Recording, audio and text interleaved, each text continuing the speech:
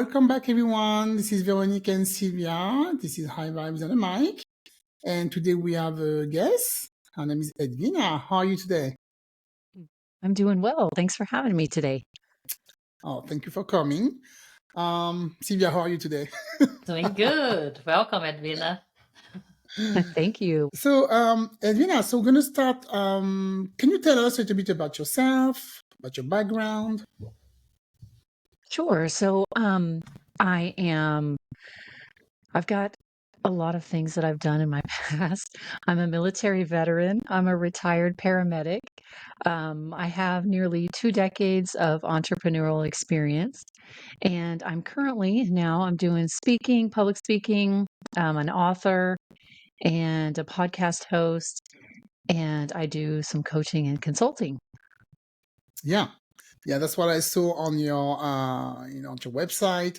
You were talking about something that you created as called noise, and Yes. that's an acronym for narrative of inspiration, strength, and encouragement.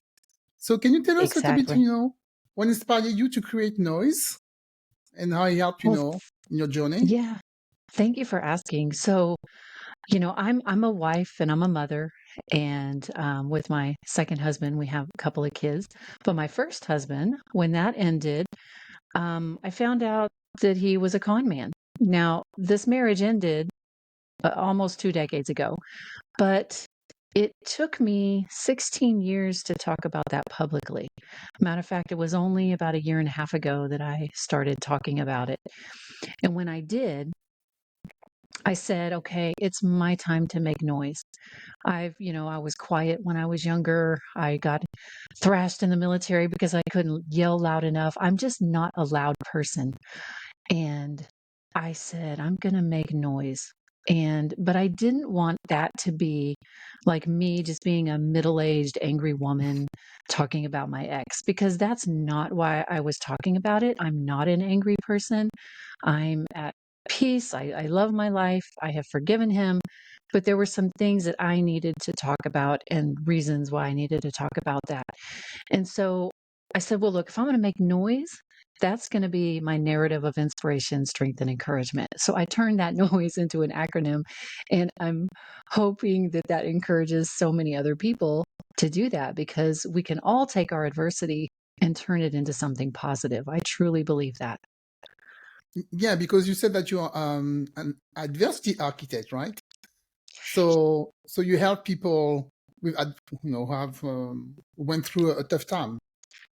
Yeah, so I call myself an adversity architect because I help women and audiences build beyond their adversity so they could craft a life of impact and purpose. So, how do you help people who are struggling to actually, especially the ones who are feeling stuck in a situation, to find their way out through the type of work that you offer? Yeah, so I with my book and with my speaking, I'm just a motivational speaker, and I talk about, I have this thing that I compiled. I call it the Rocky Water approach to life, and it's an acronym for some different things, and it's not about toxic positivity. I think that's a bunch of junk, but it's actually just some actionable items that you can take and truly apply in your life, and not look at adversity as such a bad thing. If you look back in history, all the women who have done incredible, incredible things, they all did it because they had adversity, right? So sometimes we get inside of our own heads and we say, "Oh my gosh, this is happening to me. Why is this happening to me?" Well, you know what? Why is it happening to you?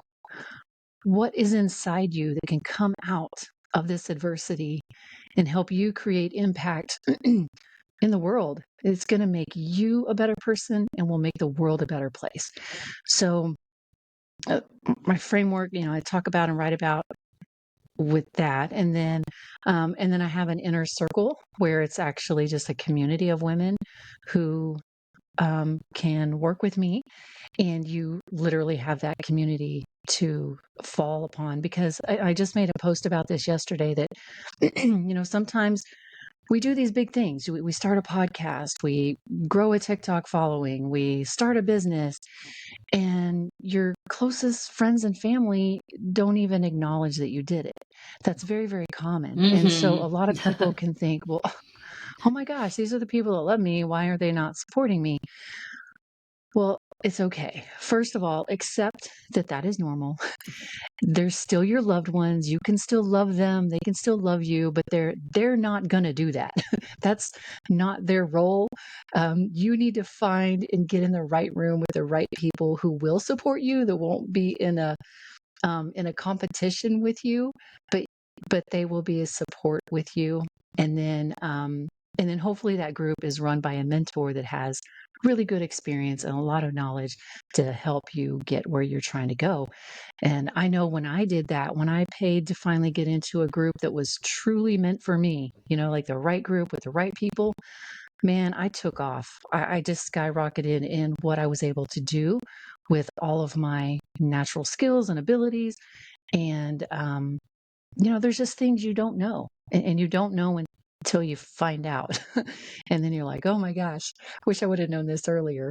So it is worth it to pay to get in that right room to get that information, because when you're paying for one thing, that means the other people in there are paying. And so you're all going to pay attention.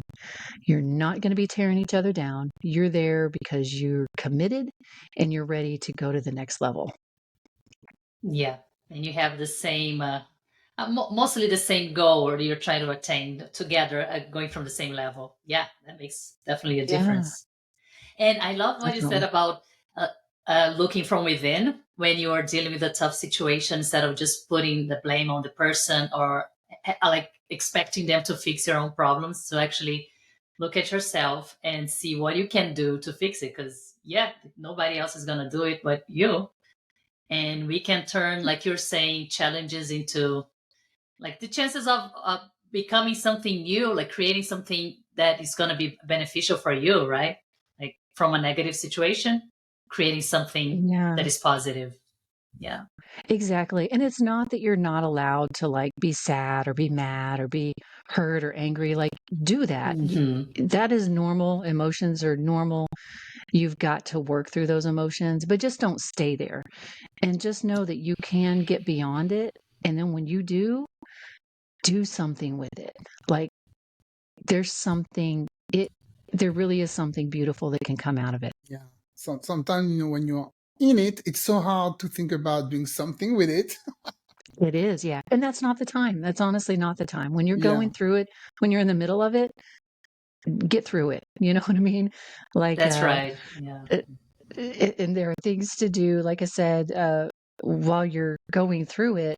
But if I think the more we can listen to inspirational and motivational things, the better off we're all going to be, because we all need reminders. Even me. I mean, they call me Edwina the Encourager. I'm full of encouragement. I love to encourage people, but I regularly listen to other things that are encouraging, motivational, because we all just need those reminders, because life kicks you in the pants every day.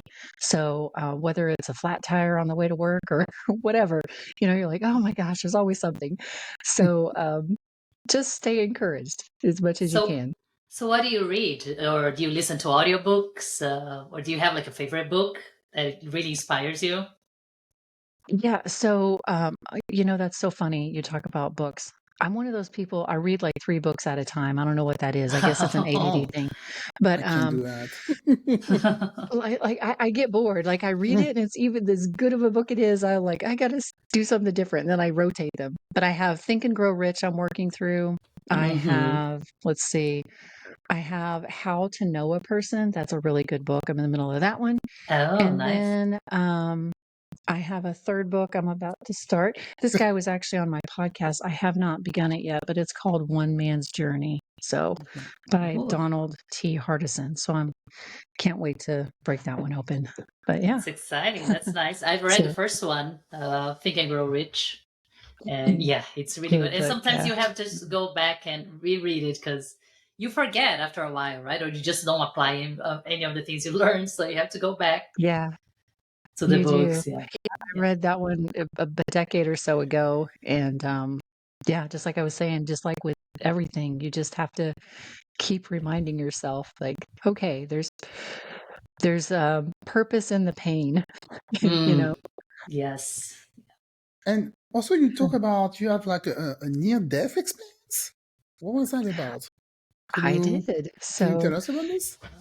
sure. So I was always just such a healthy person. And in 2020, I was, let's see, I was about 44 years old. And we had moved back from Chicago right at the beginning of COVID. And we were back in Texas. And a few months after that, I just started just a decline. And so we moved back in March of 2020. And by the end of May, May 30th, I drove myself to the ER. Now, I was much worse off than I let on, but I'm hard-headed. That's another story. My kids were asleep, so I told my husband, I said, I'm just going to drive myself to the ER and get checked out. I'll be back in a little bit. And they actually did almost discharge me. They were writing up the discharge papers because they checked me out. They're like, oh, can't find anything. You're all right. And thank God the doctor noticed that my heart rate was just off the charts. So they couldn't even legally send me home. They came in, they said, we got to run some more tests. There's something going on. And then right there in the ER, they said, we still don't know what's going on, but it is bad. Like you either have cancer or you have heart, like some kind of organ failure, like something big is going on. And so it went from, we're discharging you, you're good to go, to this is super bad, and I was like, what is going on? And so thank God they did not discharge me because I probably would have died. And the next day they ran some more tests, and I was shocked when they came in and said, your heart is only functioning at 15%. And you can drop dead if it's below 35%. You could just like have sudden heart failure. It's highly probable that you could, or easy for you to just drop dead if it's below 35%. And they're like, we don't know how you drove yourself here. We don't know how you walked in. But this is bad. And it just escalated from there. Things just went so fast. And it went from, being told that to days later being told I'm be lucky if I live a year. And then I nearly crashed. I mean, I'm talking crash cart open in my room. I don't remember a lot of what happened, and ended up in ICU. And then I'm being told, okay, your only chance of survival is to get a heart transplant. And I'm like, oh my gosh. So, but it was so weird because between just even being told that I had about a year to live, now I had some really dark moments after that. I didn't want to tell my parents because I just knew that would kill them, and I was afraid to tell my husband. I didn't want to, he was at home with the kids by himself, and already so worried about me. And I'm like, oh, I just hate to tell him this. And so I called a friend one evening and I said, I'm just in shock. And I was crying. I'm like, I cannot believe I'm going to die and leave them behind. Like, this just came out of nowhere, And, I'm like, I asked her to pray with me. I, of course, prayed in my own time. And it was almost like overnight, I truly did have this peace, like a peace I cannot explain, to the point to where like doctors would walk in my room and they were talking to me about my dire situation, and I was just joyful. And they literally would ask me, they're like, do you understand what's going on? And I said, oh, I do. I mean, I was actually in the medical field. I totally get what you're saying. But I'm going to be all right. I'm going to be all right. And I just had this peace. So even after I nearly crashed and was told, okay, your only chance of survival is to get a new heart, I was just at peace with that. I'm like, well, if that's what I have to do, that's what I have to do. I'll ride this journey as far as it goes, but I'm just going to do it joyfully. To make a long story short, I end up getting transferred down to Houston to the to the top transplant surgeon at a hospital down there because he wanted to meet me. My situation was so unique. And I did not end up getting a heart transplant. Matter of fact, I never even ended up getting a defibrillator placed. I did have to wear a defibrillating life vest for a while and different things. But through that journey, I got back into painting, and I hadn't painted in like 30 years because I just been a busy person, joining the military, doing all the things I did, and never just slowed down to have any kind of a hobby. So I got back into painting because I knew I needed to slow myself down, right? And so I had never done watercolor painting, but I started watercolor painting. I used to do oil paints like 30 years ago. And with oil painting, are either of you painters by any chance? No, I'm Ever not. painted?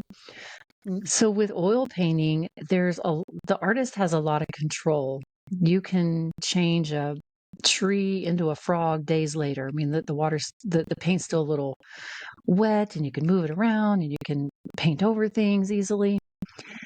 So one day I at my dining room table doing this watercolor painting that I'm still kind of learning. And in my head, I was just thinking to myself about how different this paint was, in that I was thinking about it. And I was like, yeah, because the water has a lot of control with this. Like, I don't really have the control the water does. And it just hit me. And I started crying. And I was like, oh my gosh, that's kind of like me. Like, I have no control in this situation. Yes. Here I am. I'm sitting at my dining room table wearing a defibrillating life vest. I'm in heart failure. And I have no control over my life. But you know what I can do?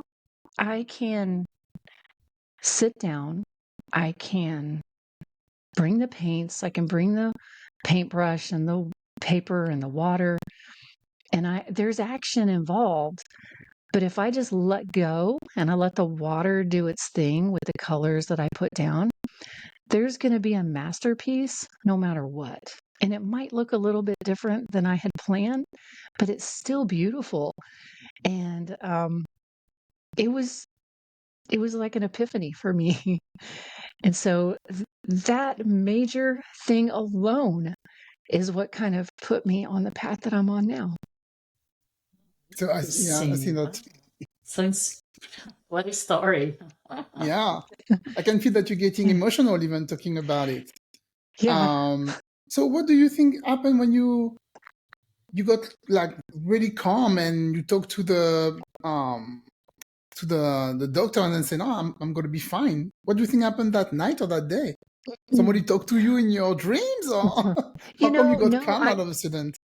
Yeah, I did not have like an audible, like God talking to me kind of a moment. I didn't have that. But, we are spiritual beings, and when you put yourself in a position and you're quiet, your spirit hears from God if you want to. He always wants to talk to us. We're just busy, and we don't slow down. We don't quiet our minds. We're always either listening to music, talking to people on the phone, working, listening to music, listening to podcasts, whatever. But just like be quiet for a moment. And I had an opportunity to be in the hospital room by myself during COVID. So I couldn't have visitors, and I just said, even then I said, I have no control here. Now, it wasn't to the capacity where that, the watercolor thing and that kind of a epiphany, but I was like, it's not like work, not like I can work my way out of this. I'm just here. Whatever happens, happens. I can't physically get up and fix this. So if you're going to do it, do it. And I felt like he said, you're going to be okay. And I believed that. And so because I believed it, it brought such a peace to me. And I knew also and then when I did finally tell my husband, like, how bad my situation was. Again, he was so scared, and here I am going down to potentially be on the heart transplant list, and he was petrified, and I was just at peace. And I said, you know what? The truth is, you could leave the hospital today on your short drive home to be back with the kids. You could get in a car accident and die today. And here I am in the hospital with this. I said, we have no control. I said, you know what? But I don't think you are. I don't think you're going to leave here on your way home and die in a car accident. So the truth is, we just never know when that's going to happen. And because we don't know, let's just take it one day at a time. And I'm just not fearful of that. He was like, wow. What happened? What happened to you? Yeah. Yeah, we had an episode about that not a long time ago, about letting go. Letting go of fear, letting go of doubt. And when you let go a lot of emotion like that, great thing can happen. And maybe because you let go of your fear, and so so the doctors and the medical staff were amazed that finally you didn't need a heart transplant, because that's what they thought at the beginning, right? They're like, just okay, you're fine. So they I didn't have any heart attack or anything like that. So they didn't know what had caused my heart failure. They ran all kinds of tests. They ran genetic testing. They ran autoimmune testing. Like, everything checked out. There was nothing that they could see that triggered it. So they had put me on some medications, and then they were trying to get my heart function high enough to where they could surgically place a defibrillator. And I kept telling them, I said, let's just wait, because I don't think I'm even going to need that. And they thought I was crazy. But they did wait. And sure enough, I never did need that. So it's good. Great story. Okay. So inspiring. So that led you to start your own business, of working, like helping people get over all their trying to work on their obstacles, and like help them improve their life. That's how, like, after that experience, you just like, what exactly led you to that, like, really wanting to work with people? Although you did before as a paramedic, right? You're already working as right. Exactly. And I was already also a business owner, like I have a local service business. So I was doing that. But what made me shift my direction from just my other businesses to doing what I'm doing now was, of course, I had come out of this heart failure and had this like new lease on life, like new way of looking at life. And then I still hadn't planned on talking about my first husband. That was not even, I wasn't even thinking about that being a part of it. But just some things that happened, and I just felt this prompting of, okay, now it's time to talk. And again, I was shocked, because I would have been happy never talking about it.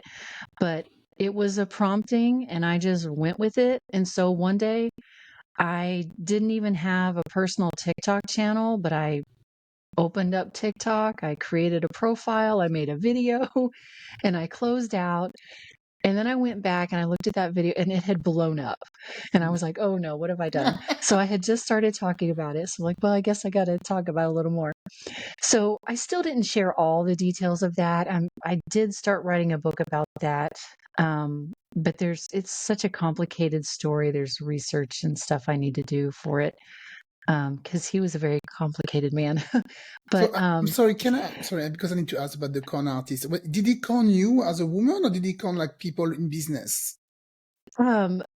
Just everybody in his life. He just wasn't who he said he was. Yes. Like, everybody I had known that he knew before I met him thought he was this person that he wasn't.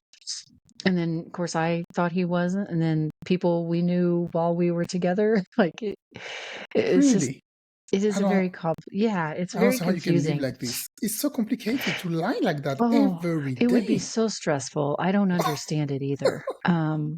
But so whenever I started talking about him, And then I put it together with like what I had learned coming through my heart failure journey. That's when I was like, okay, I kind of have had some crazy stuff happen in my life. And again, I'm just this joyous, encouraging person. And I want everybody to realize that they can do this too. Like I'm nothing special, but what did I do that I'm able to live like this and that I'm able to have this lease on life and this outlook on life. And I want others to do it too and to know how to do it and to not be suppressed and just think, well, I got screwed over by my ex, or I got so and so did this to me, or I went through this and I'm a nothing now, or whatever. It's just not true. Nobody is a nothing. Everybody has value, no matter what you've been through. No, that's inspirational. Sure.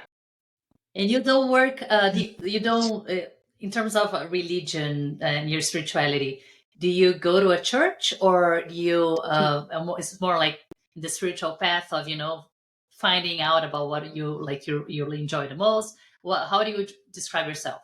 As a religious person, or more like Yeah. a spiritual, or both? Yeah. Well, Because you can be both. that's so funny. I don't really care for the word religious, because you could be religious about brushing your hair, right? Like 200 times on each side every night. Like religion is a repetitive act where it may not even have anything to do with your heart, right? I know a lot of religious people who creep me out, like they're not good people. Mhm. So, but I was raised I did grow up going to church, and I believe in God. Personally, I believe in Jesus. And that's who I called out to the night that I was afraid and thought, my life is coming to an end. That is where I found my peace. So for a number of years, I was not really involved in church. I would say my whole first marriage, I mean, we went off and on, but my heart was not dedicated. Like I was just living for me and my life and my career, and I didn't really put much thought into my spirituality, I guess you could say. I mean, like I always still believed in God, and I know that God was always there with me, but I did not intentionally prioritize anything other than myself, I think, for a long time. But with my second husband, and when I had gotten pregnant with my son, and he's 12 now, I was like, I want to start going back to church. So we went, but I feel like I kind of had a little bit of a wall up when I first started going back, because you just, when you separate yourself from somebody, even if that's God, if you separate, he never separates from you. But if you separate yourself, you feel like you don't have a right to go talk to him. Does that make sense? Yes. It does. Like, or commune, like commune is a word. It's like commune is eating with somebody. So if me and my sister have a falling out, and we're just like, I'm not going to feel comfortable just showing up and be like, hey, let's have dinner. Yeah. You don't feel comfortable approaching and communing. And we do that with God, and we blame God, but like we're the ones that step away. Yes. He's always there. Yeah. And can you imagine not believing in God and going through what you went through? No. How would you? I can't. Imagine how you would react to everything, and if you would even be here. It is so true. And, I know I see people go through it like that, and I see the fear in them, and I'm like, oh, they don't want to be that fearful, right? Like nobody wants to be afraid like that. But if you don't know, I can understand. Yeah. Because you feel alone. You have no support. Sometimes your friend and family, they cannot help you. You need some spirituality. Yeah. I mean, you just feel like not everything is working against you, and you can't count on any, because there's no God, there's nothing. So it's tough. It's tough. But once you know that everything is in the hands of God, that you can just let go, it's just so powerful. I think it brings up such a freedom. It does, like it's just. It does. Yeah. I mean, because especially as women, we put so much on ourselves, we've got to, if we don't do it, nobody's going to do it kind of a thing, right? Yes. And, but if you look at your whole life like that, I mean, that's exhausting. And Yeah. you just don't have to do it like that. It's like, if you think like that, you're really it's kind of egotistical. And I'm talking to myself here. I thought like that for a long time, I'm like, if I don't do it, nobody's going to do it.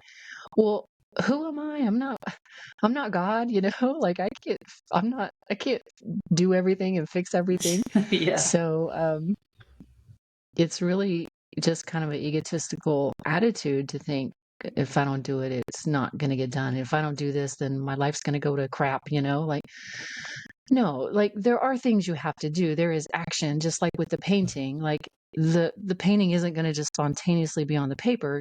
You've got to sit down as the painter. You've got to get the paint and pick out the colors, but you still let go. And like whatever comes of that, right? You don't have to micromanage everything in your life. Yeah. That's exhausting. So when you do public speaking, what do you talk about? You talk about about your own experience and how people can work on their adversity and take something from that to get through. I do. So I tell stories. I talk about things from my own life, and then I talk about the Rocky Water, which is an acronym, and I go through that and talk about how. And in summary, some of that is talking about like that water, letting go portion of it, but just some other parts of it are like just getting back up, like, I said it earlier, it's okay to go through your emotions, right? But then there are times where you got to just get back up. I mean, and it could be a little thing. Maybe you don't feel like getting out of the house, but get up, put on some lipstick, put your hair in a messy bun, like just to take these baby steps and physically, start doing some things, get up and get back into the real world.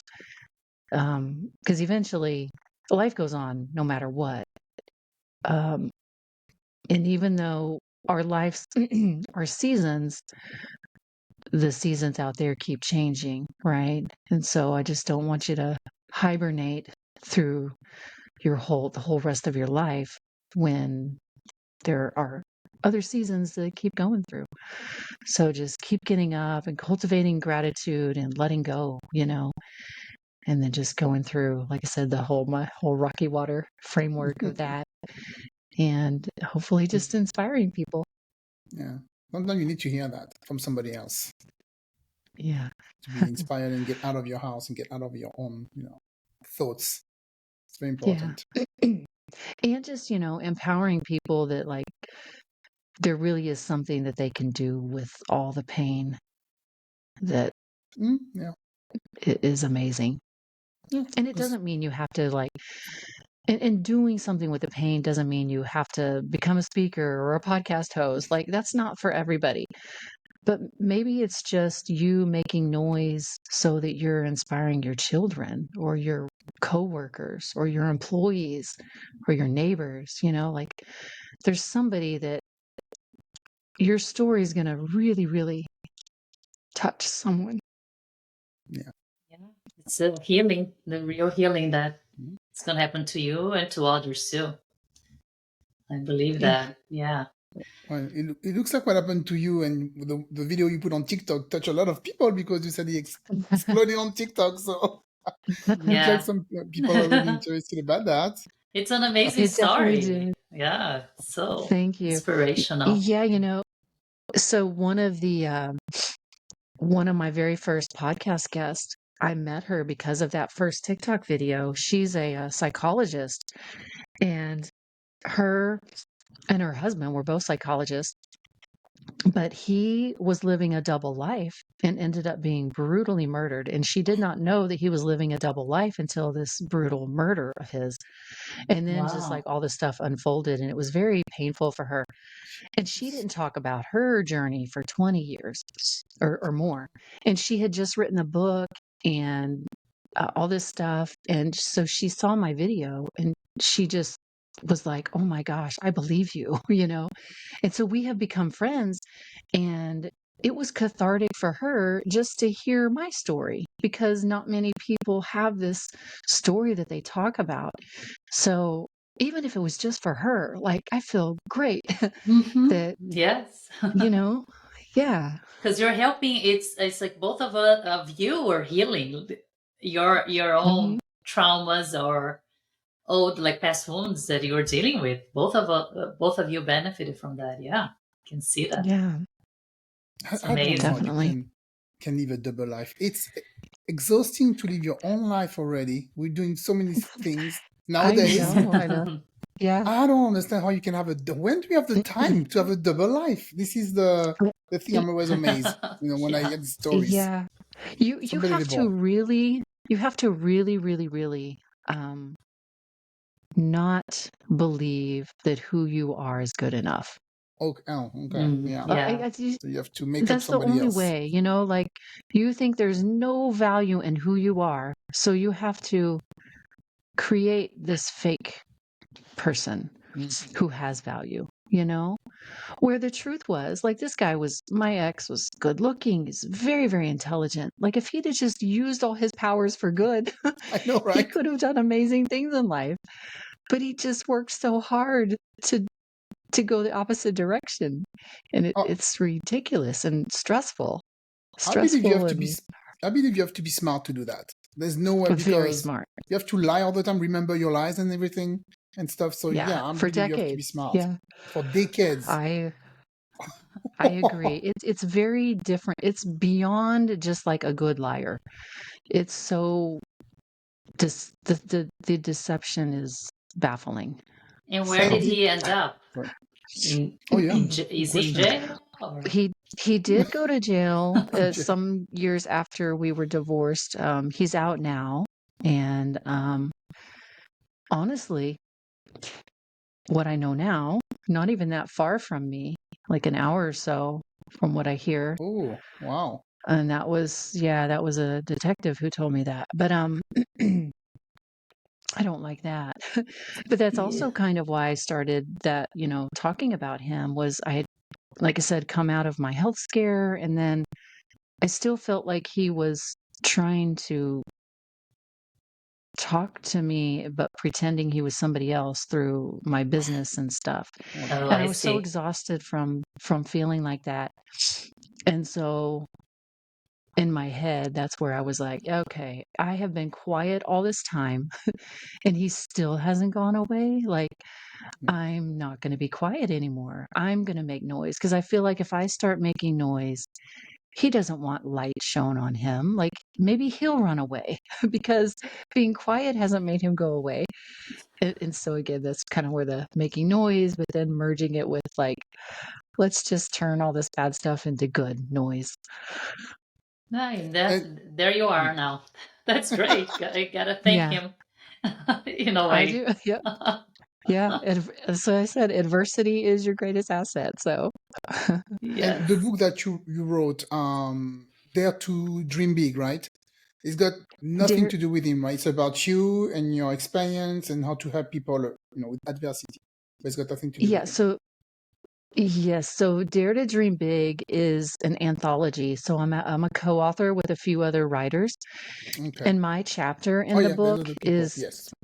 yes, and my chapter in the book is called, Become a Noisemaker. So Okay. I do talk a little bit. It is, it is about business, the book is, but I also talk a lot about just, like, life, because life you can't be a business owner without, confronting your life. So it's all combined. So there's a lot of good lessons in it. Okay, great. Did you have another question, Sylvia? No, I think I'm good. Yeah, it was amazing. Loved it. Well, One of the best you. interviews. Very good. Very Oh, good thank interview. you. Yeah. I loved answering your questions, and I just, again, just like with the lady who I met on TikTok, even if just one person hears your podcast and is inspired to just say, you know what? Yeah, I've been kind of down in the dumps because I've gotten crapped on in life, but that's okay. Let's just move forward. Then I feel my job here has been done. And you offer only group session, or do you offer also one-on-one session to have people? I have both. So if people want to go to edwinaadams.com/links, LINKS, they can find all my stuff, whether it's coaching or business consulting or speaking or the and podcast, your TikTok? whatever. Yeah, in your TikTok social media too. It's all there. Okay. Yeah, it's all there. So but we make sure to put all the information in the show notes. This way people can just find you. They want to contact you. Thank you for coming. Thank you for coming to the show. It was great, very, very interesting and inspiring. Thank you so much. Yes, we learned a lot today. I love talking, about God and hearing, not hearing, but like making, like knowing His presence is close to you even when you don't pay attention. So I love story like that. So thank you for sharing with us today, Edwina. Thank you for letting me share. Thank you. All right, guys, that's all for today. So talk to you soon. Thank you. Bye. Bye.